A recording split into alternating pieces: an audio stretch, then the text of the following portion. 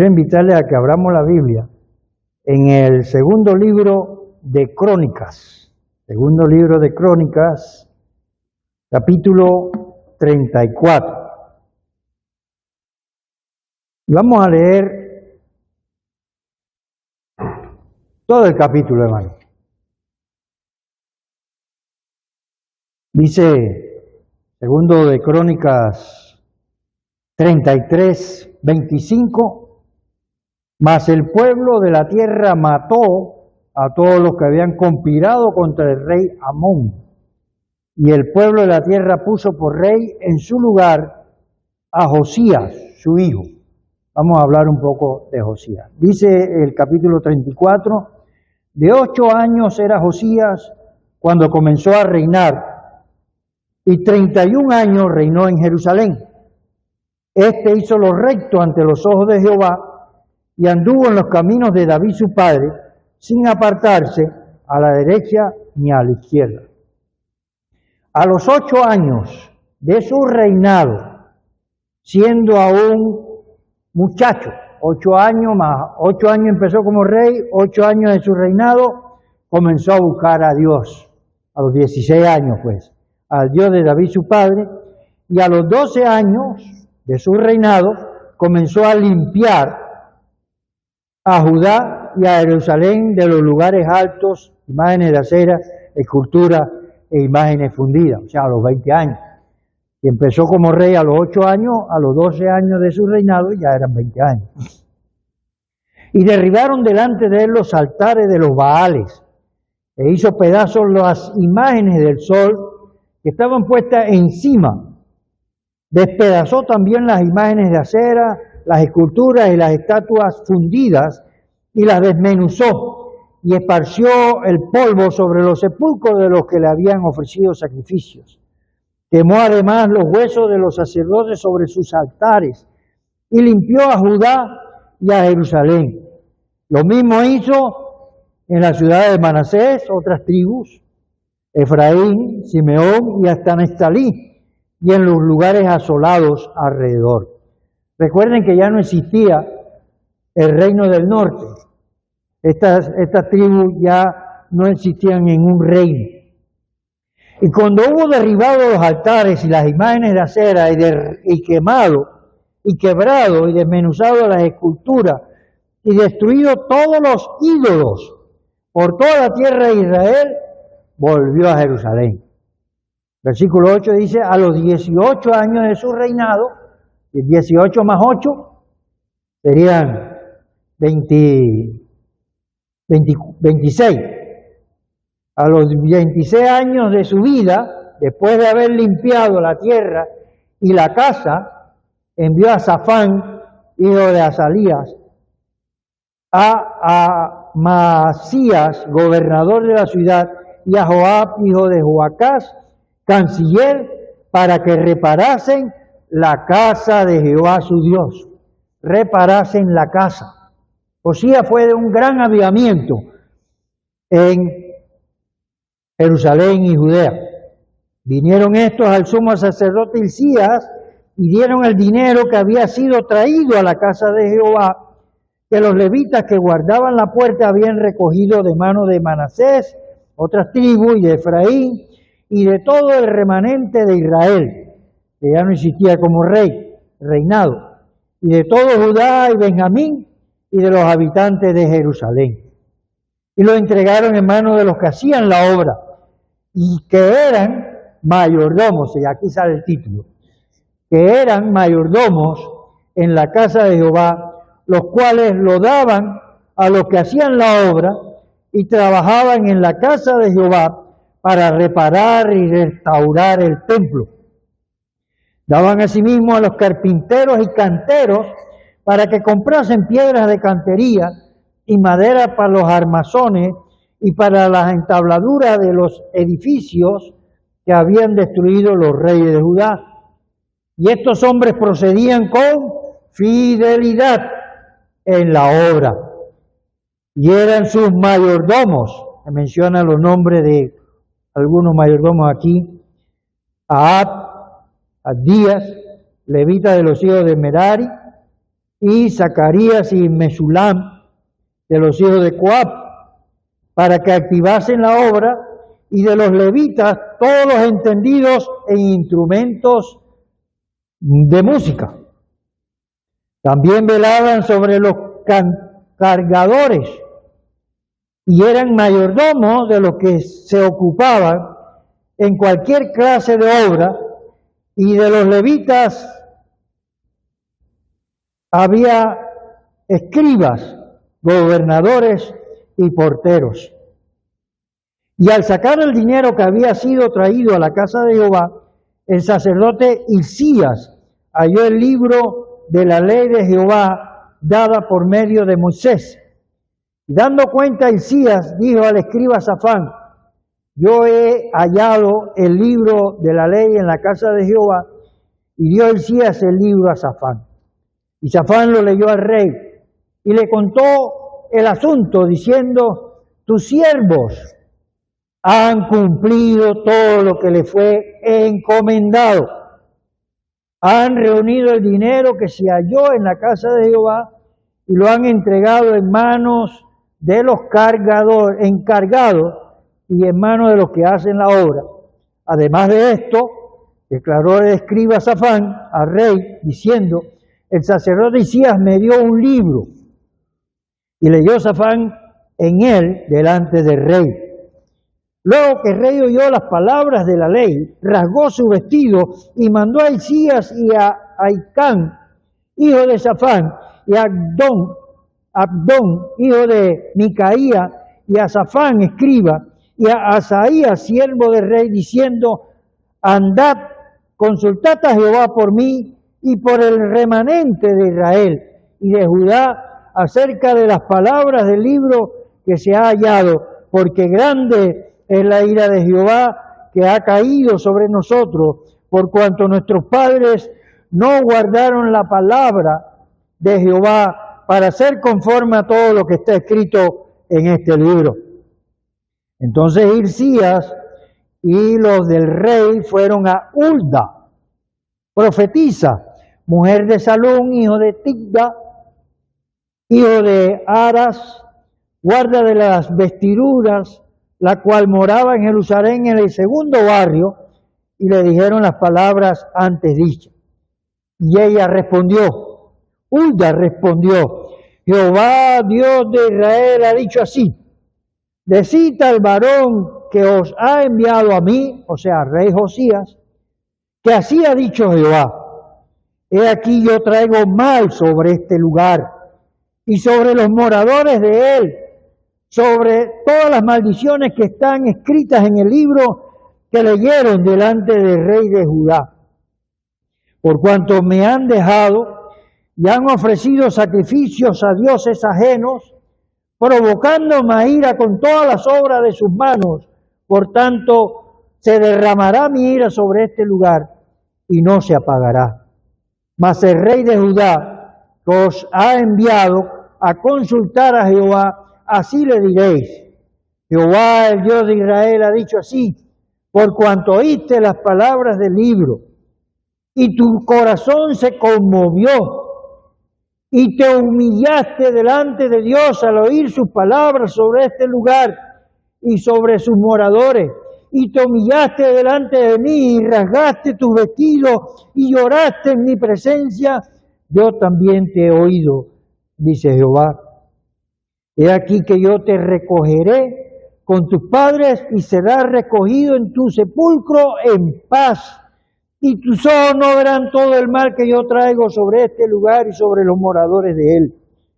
Y ellos refirieron al rey las respuestas. Entonces el rey envió y reunió a todos los ancianos de Judá y de Jerusalén, y subió el rey a la casa de Jehová, y con él todos los varones de Judá y los moradores de Jerusalén, los sacerdotes, los levitas y todo el pueblo, desde el mayor hasta el más pequeño, y leyó a oído de ellos todas las palabras del libro del pacto que había sido hallado en la casa de Jehová. Y estando el rey en pie en su sitio, hizo delante de Jehová pacto de caminar en pos de Jehová y de guardar sus mandamientos y sus testimonios y sus estatutos con todo su corazón y con toda su alma, poniendo por obra las palabras del pacto que estaban escritas en aquel libro.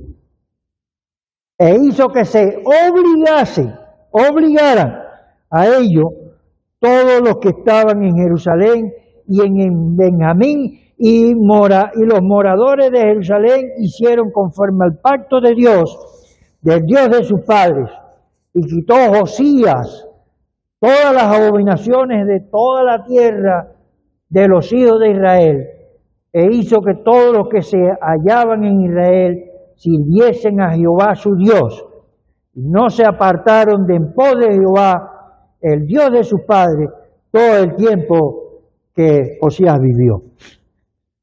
Señor, te damos gracias por tu palabra bendita. Gracias, Señor, porque tu palabra nos habla. Y está clarito, Señor, cómo llegó el avivamiento a Jerusalén en los tiempos de Josías, Señor. Te pedimos, Señor, que abras nuestro entendimiento, que abras nuestro corazón. Y Padre Santo, que siembres en nosotros tu palabra para que nosotros podamos cumplirla, Señor, y hacer pacto contigo, así como lo hicieron todo el pueblo en esta ocasión.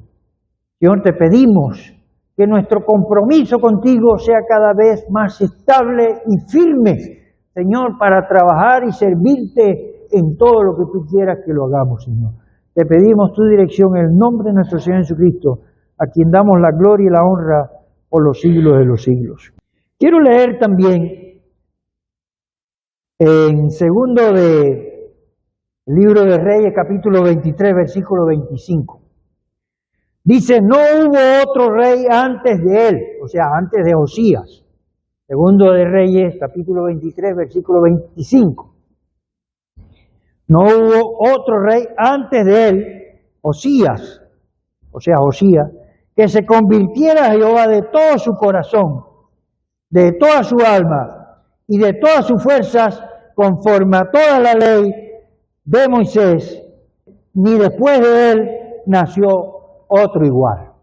Ya leímos el capítulo completo del segundo libro de Crónicas. Ahora en el segundo libro de Reyes, en el capítulo 25, versículo 23, dice que Josías se convirtió de todo corazón, de toda su alma, con toda su fuerza, y que no hubo otro como él después de él.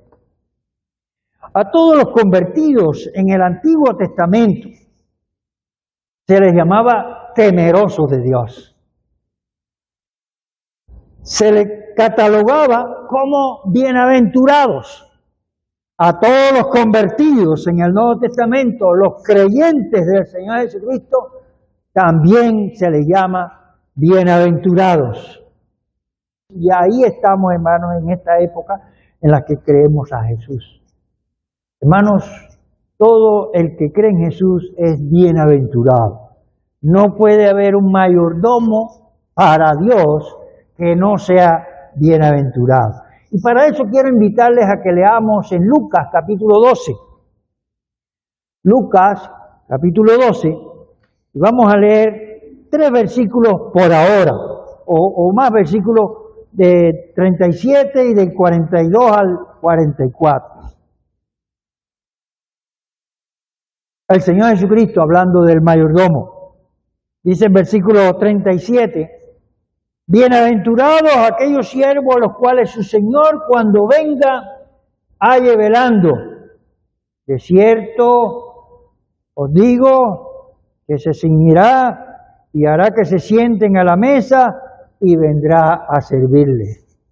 Bienaventurados los siervos que cuando Jesucristo venga por segunda vez los encuentre, hermanos, dice aquí, velando. Así que es importante, hermanos, estar velando hasta que el Señor venga. Y en el versículo 42, el Señor Jesucristo usa 2 términos.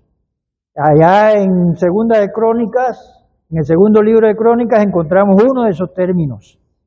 En el versículo 42, y dijo el Señor, ¿quién es el mayordomo fiel y prudente, al cual su Señor pondrá sobre su casa, mayordomos en la casa de Jehová, para que a tiempo les dé su ración, su alimento?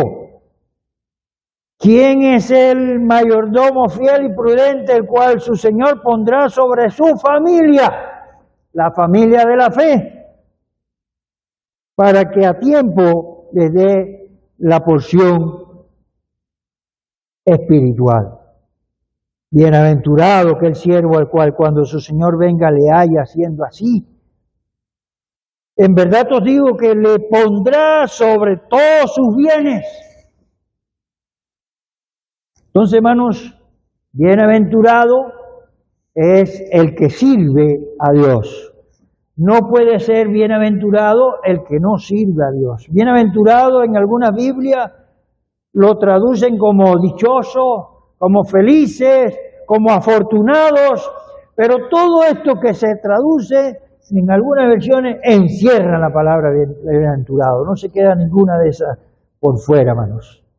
Mayordomo fiel y prudente. Pedro dice, hermanos, el apóstol Pedro, en Primera de Pedro, capítulo 4, versículo 10, cada uno, según el don que ha recibido, ministrelo a los otros como buenos administradores de la multiforme gracia de Dios. Pedro dice que cada uno ha recibido un don y que ese don debe ministrarse a los otros.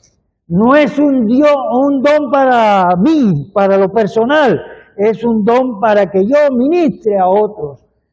Y nos llama como buenos administradores de la multiforme gracia de Dios. Así que, segundo de Crónicas 34:10, habla de mayordomos en la casa de Jehová. En el versículo 12 se da los nombres de esos mayordomos fieles y entendidos en instrumentos de música. Dice el versículo 12 del segundo libro de Crónicas 34. Y en el versículo 13, mayordomos de toda clase de obra. Así que nosotros somos mayordomos en muchos aspectos de nuestra vida. Entre algunos que no vamos a mencionar aquí está el tiempo. Somos mayordomos del tiempo. Somos mayordomos de los talentos que Dios nos ha dado, de los dones que Dios nos ha dado. Pero hermanos, vamos a sacar algunas palabras del segundo libro de Crónicas 34. ¿Cómo llegamos a ser mayordomos en la casa de Jehová? La casa de Jehová es la misma casa de Jesús, es la misma congregación que el Señor ha salvado, que ha redimido. Son los bienaventurados de los cuales el Señor les halaga o les exhorta a que sigan velando. Entonces, hermanos, ¿cómo llegamos a ser mayordomos en la casa de Jehová? Vamos a ver tres áreas que podemos desprender del texto, sobre todo la primera área, en el dinero. Segundo de Crónicas 34, el versículo 9, el versículo 14, el versículo 17 hablan sobre el dinero, pero voy a leerles el 17, hermanos. Dice aquí, han reunido el dinero que se halló en la casa de Jehová y lo han entregado en manos de los encargados y en la mano de los que hacen la obra. El dinero. Yo les pregunto, ¿acaso Dios necesita dinero para cumplir su obra? ¿Dios envió alguna cantidad de dinero para que el Señor Jesucristo muriera en la cruz? Dios no necesita dinero.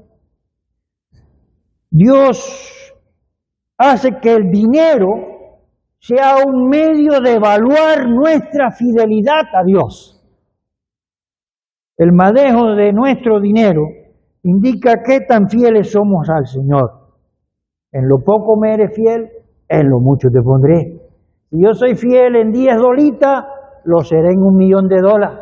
Pero si yo no soy fiel ni siquiera en $10, no lo seré en $1.000.000 tampoco, menos todavía. El amor al dinero es lo malo, ¿verdad? El dinero no tiene nada malo en sí. Es cuando el creyente pone su amor, dice la Biblia, ¿no? El raíz de todos los males es el amor al dinero. Hermanos, Dios exige nuestro diezmo para que no amemos tanto al dinero, y solamente el 10%. Y en el caso de aquel que en un momento dado no lo da, dice la Biblia que hay que dar la quinta parte, entonces la quinta parte viene siendo el 20%, ¿no? O sea, no el 10%. Pero Dios nos da a nosotros el 90% y Él nos pide a nosotros el 10%, hermanos. Lo poquito es para el Señor, es lo que nos exige Dios. Aparte de eso, hay muchas personas que dicen, hermanos, que ya el diezmo en el Nuevo Testamento no se da porque el Señor dijo, la Biblia dice que cada uno dé como propuso en su corazón. Y yo estoy de acuerdo con eso, que cada uno dé como propuso en su corazón, pero no menos de lo que tendría que dar si es el 10% que tiene que dar. O sea, que cada uno dé como, porque hay diezmo, hay ofrenda, hay donaciones, y hasta nos roban, como he dicho en otras ocasiones a nosotros, hermanos, por estar haciendo algunas obras de caridad. Y salimos mordidos, hermanos. Hermanos, ¿cuál fue el problema de Judas? Judas sustraía. ¿Y quién era Judas, hermanos? El tesorero de los apóstoles. O sea, un hombre seleccionado por el Señor Jesucristo para que fuera apóstol, pero para que se cumpliera la palabra de Dios también. Ananías y Zafira murieron, hermanos, porque dijeron que habían vendido la finca en una cantidad y era más de esa cantidad lo que la habían vendido. Este es el problema que ha existido siempre en los grupos que siguen al Señor. Dios dice en Malaquías, que fue el último libro que se escribió, hermanos, después que regresó el pueblo de Israel de los 70 años de que fueron llevados a Babilonia. Dios dice, ustedes me han robado el 10%, porque es el diezmo, pues, el diezmo, hermano. Cada uno debe evaluar su manejo del dinero. Esto es personal, hermano. Usted podrá decir, ¿cómo estoy yo manejando mi finanza? ¿Cómo están mis finanzas delante de Dios? Y hermanos, esta es una promesa que Dios da de abrir las ventanas de los cielos cuando nosotros damos el diezmo. Abriré, dice, la ventana de los cielos. Pero bueno, el diezmo es lo más fácil del mundo para tratar, el dinero es lo más fácil del mundo para tratar en lo que es la obra del Señor. La segunda área es un poquito más difícil y es administrar o ser mayordomo en lo de Dios. Aquí en el segundo libro de Crónicas aparece el libro, en la Biblia, hermanos. Y algunos creen que es el libro de Deuteronomio. Y ahí se habla de las maldiciones, así se habla de 12 maldiciones, hermanos, que hay ahí en el capítulo 27 de Deuteronomio. Pero, hermanos, el libro es la Biblia que nosotros usamos como un manual para poder dirigir o adquirir enseñanza sobre nuestra mayordomía. Pero yo quiero hablarles de una cosita en especial, de Gálatas 5, 22 y 23. Gálatas 5, 22 y 23 dice, mas el fruto del Espíritu es amor, gozo y paz. Vamos a dividirlo en 3 y 3 y 3. ¿Qué dice después? Paciencia, benignidad y bondad. Fe o fidelidad, fiel, mansedumbre y templanza. Hermanos, relaciones con personas, nuestro carácter, cómo nosotros nos comportamos, ahí está reflejada nuestra personalidad, hermanos. Dios nos dio ese fruto del Espíritu Santo para que nosotros lo ministráramos. Hay muchas otras cosas de Dios que administrar, pero solamente quiero hablarles del fruto del Espíritu Santo. En relación con los demás, cómo nos expresamos, cómo tenemos nuestros rostros llenos de amor, de gozo, de paz, cómo es nuestro carácter, si somos pacientes, si somos benignos, si somos bondadosos con los demás, o nuestra personalidad, si somos fieles, mansos, que dominamos nuestro carácter, dominio propio. El mayordomo infiel de Lucas 16, del 1 al 15, fue acusado de despilfarrar lo de su amo. Hermanos, los bienes de su Señor. Entonces, con el fruto del Espíritu Santo, hermanos, ¿cómo estamos haciendo nosotros con el fruto del Espíritu Santo? ¿Despilfarrando? Ahora les digo claro, si no es fiel en el dinero, menos lo será en el fruto del Espíritu Santo. Por eso les digo que administrar nuestro dinero es más fácil que administrar el fruto del Espíritu Santo. Tener paciencia cuando debemos tenerla, o dominar nuestro carácter cuando debemos de dominarlo, la templanza. Así que, hermanos, en estas dos áreas somos mayordomos, en el dinero y en lo de Dios, sobre todo en el fruto del Espíritu Santo. Dice la Biblia que nosotros apagamos el Espíritu, contristamos el Espíritu, apagamos el Espíritu cuando pecamos, hacemos algo que no tenemos que hacer. Contristamos el Espíritu cuando no hacemos lo que tenemos que hacer. Entonces son las dos formas de llevarle la contra al Espíritu Santo, no hacer lo que tenemos que hacer o hacer lo que no tenemos que hacer. La otra área, hermanos, que podemos deslindar un poquito más directo del texto, o sea, es el trato con los demás. El mayordomo de Lucas 16 enseñó a ser deshonestos, porque él se acercó a los que le debían a su jefe, a su amo, y le dijo, bueno, ¿cuánto le debe a mi amo? Tanto, bueno, escribe tanto. Y él enseñó a ser deshonesto. Eso es lo que el Señor Jesucristo no quiere que nosotros hagamos en los últimos días en que aparecen las señales ya de su segunda venida. Josías, a los 12 años de su reinado, empezó a limpiar, y más de 5 tribus limpió, hermanos. Ahí encontramos en el capítulo, versículo 3, versículo 6, dice ahí el 3, a los 8 años de su reinado, siendo aún muchacho, comenzó a buscar al Dios de David, su padre, y a los 12 años comenzó ¿a qué? A limpiar a Judá y a Jerusalén de los lugares altos, imágenes de acera, esculturas e imágenes fundidas. Y hizo un recorrido por esas tribus que aparecen ahí en el versículo 6.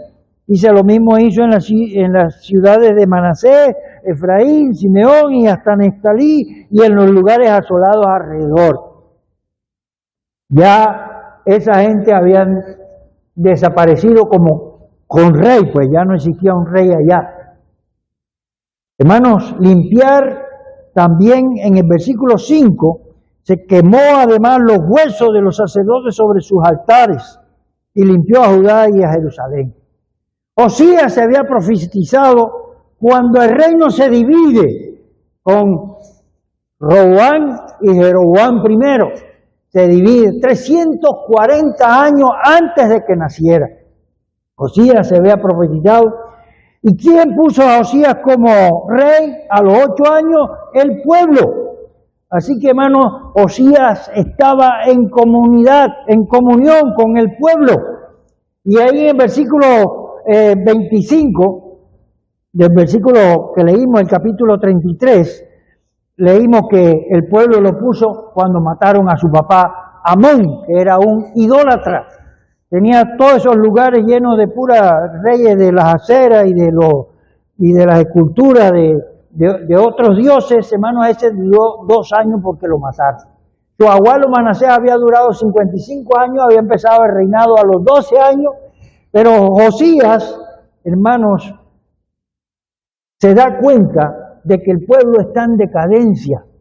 y trata de buscar, hermanos, a Dios y lo consigue, busca a Dios y Dios lo perdona y le da paz mientras que estaba él en vida.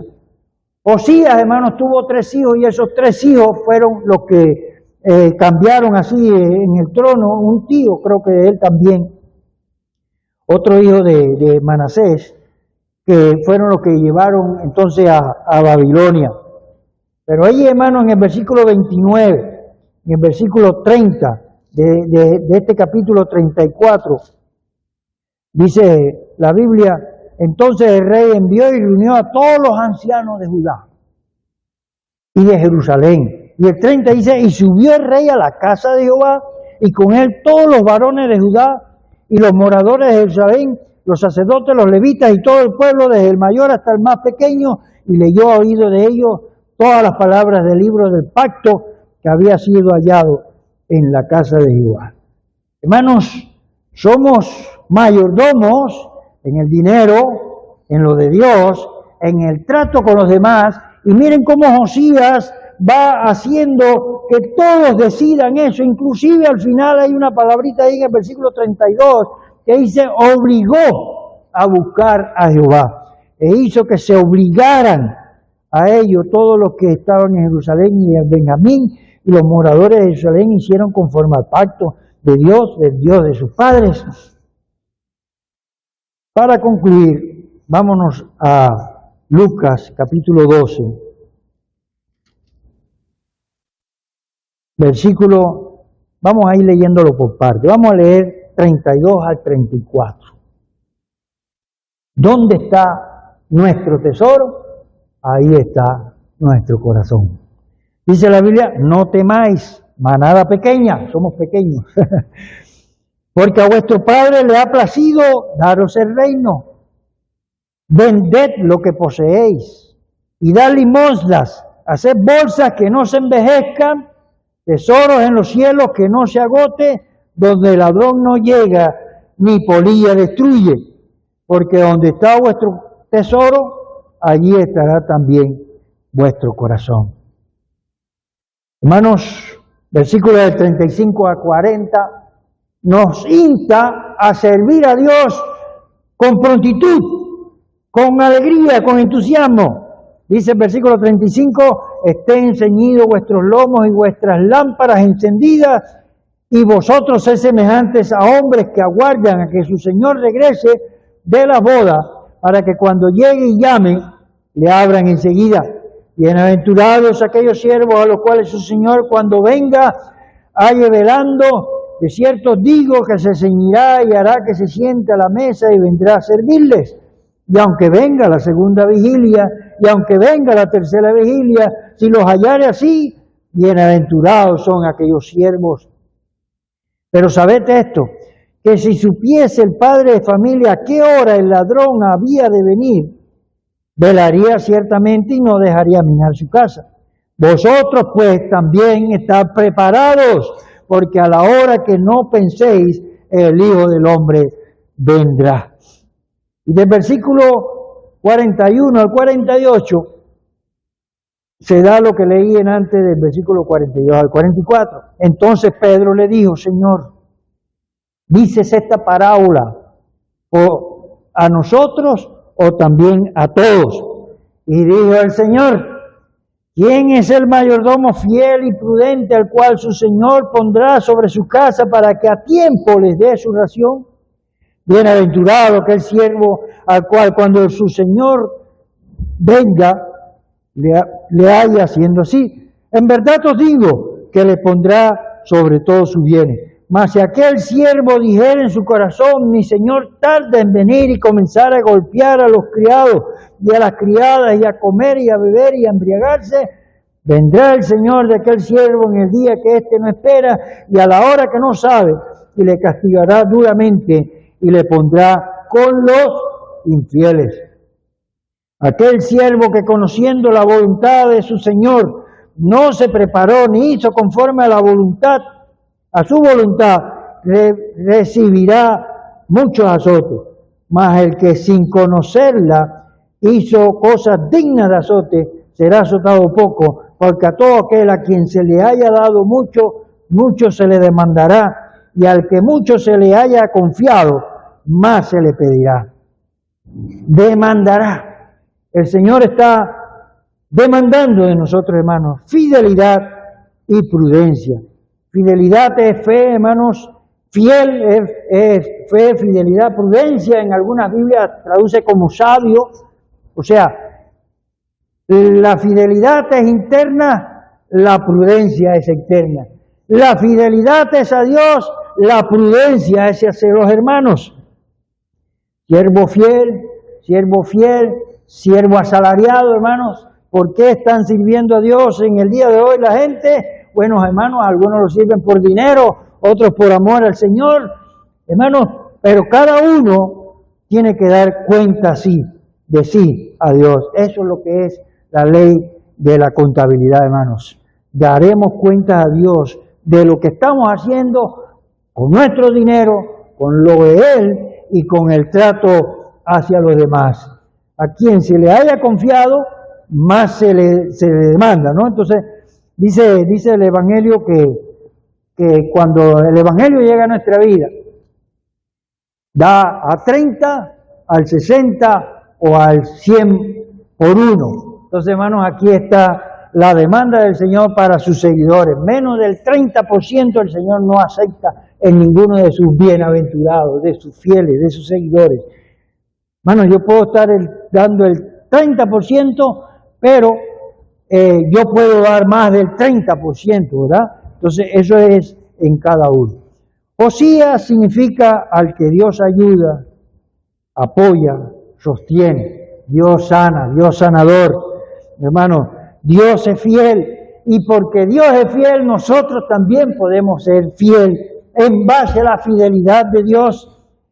Si le correspondemos a Él con fidelidad, Él nos va a responder con lo mismo, con el mismo significado de Josías. Nos va a ayudar, nos va a apoyar, nos va a sostener, hermanos, en todo, en el dinero, en lo de Dios y en el trato con los demás. En el trato con los demás tiene que ver tanto en la familia de la fe, como en la familia inmediata, como en todos los demás que no son familia. Porque el trato debe ser el mismo. Así como yo amo a mi hermano en Cristo, también debo amar a mis enemigos, como dice la Biblia. Así que la prudencia refleja la fidelidad de Dios. Como usted es prudente, va a reflejar la fidelidad de Dios. Fiel a las dos familias, hermano, la de la fe, la de la casa, fiel en el dinero, fiel a los amigos o con los amigos, fiel en la asistencia a los cultos. Dios es primero, la unidad es segundo, fiel los unos a los otros, como decía el hermano Wilfredo, ¿verdad? Fieles en lo poco. Y para terminar, ya el último versículo que quiero leer es el 16, que lo recalqué cuando estábamos leyendo el capítulo 34 del segundo libro de Crónicas. Y Safán lo leyó al rey y le contó el asunto diciendo: tus siervos han cumplido todo lo que le fue encomendado. Que eso diga el Señor de nosotros. Fiel en lo poco, en lo mucho te pondré. Señor, gracias te damos por tu palabra, porque tu palabra siempre nos ayuda, Señor, a seguir en la senda y no desviarnos del camino, Señor. Y así como Josías pedía que los ubicaras en el camino tuyo, Señor, cumpliendo la palabra y haciendo un pacto contigo, también lo hagamos nosotros en el día de hoy. Te lo pedimos en el nombre de Jesús, para tu gloria y para tu honra. Amén.